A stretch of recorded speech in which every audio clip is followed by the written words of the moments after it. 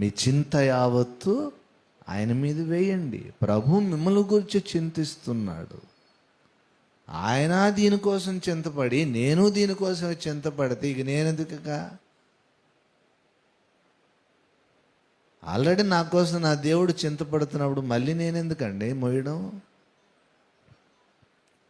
మా చిన్నప్పుడు పాస్టర్ గారు మాకు ఉపమానం చెప్పారు. ఒక ఆవిడ పొలం గట్టుల దగ్గర నడుచుకొని టమాటా బుట్ట పెట్టుకొని ఎత్తి మీద సోపాలు పడి మోయలేక మోసుకొని వస్తుందట. ఆ వెనకాల పొలంలో ఎద్దుల బండి పనికి వెళ్ళి వస్తున్నాడు ఒక ఆయన. ఊరు ఒక 2 కిలోమీటర్ల దూరం. అమ్మా బండి మీద కూర్చోమ్మా, ఎందుకు ఆ బుట్ట మోయలేకపోతున్నా, చాలా బరువు ఉందంటే, వద్దులే బాబు, ఎందుకు నీకు భారం, నీకు బరువు, నన్ను నడవనియాలంటే, నేను ఊర్లోకి వెళ్తున్నానమ్మా, పర్లేదు కూర్చో అంటే, ఎందుకులే బాబు నీకు మళ్ళీ బడ్డాను. అతి వినయం ధూర్త లక్షణం అని నీతివాక్యం.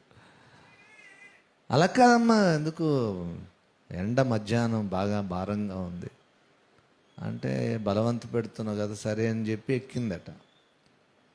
ఈయన చూసుకోకుండా తోలుతూ ఒక 1/2 కిలోమీటర్ లాగా డౌట్ వచ్చిందట. ఎందుకో డౌట్ వచ్చి వెనక చూస్తే బండిలో ఆవిడ ఉంది, కానీ బుట్ట మాత్రం నెత్తి మీద ఉందట. టమాటా బుట్ట ఎక్కడుంది, ఆవిడెక్కడుంది? అయ్యా మతిపోయింది. ఆ బుట్ట మోయలేక బాధపడుతున్నావు అని బండి ఎక్కి కూర్చో అంటే, ఎక్కి కూర్చున్నా కూడా నెత్తి మీద ఏం పట్టుకుంది?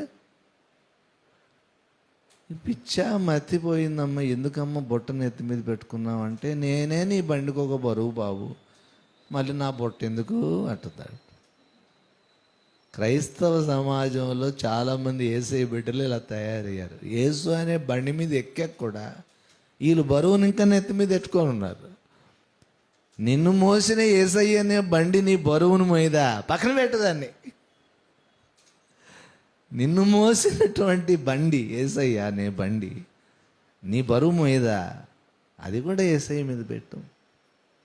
ఆవిడ ఎంత తెలివి తక్కువదో, మన బరువు మనమే ఆ బర్డెన్ పెట్టుకుంటే మనం అంత తెలివి తక్కువ వాళ్ళవి.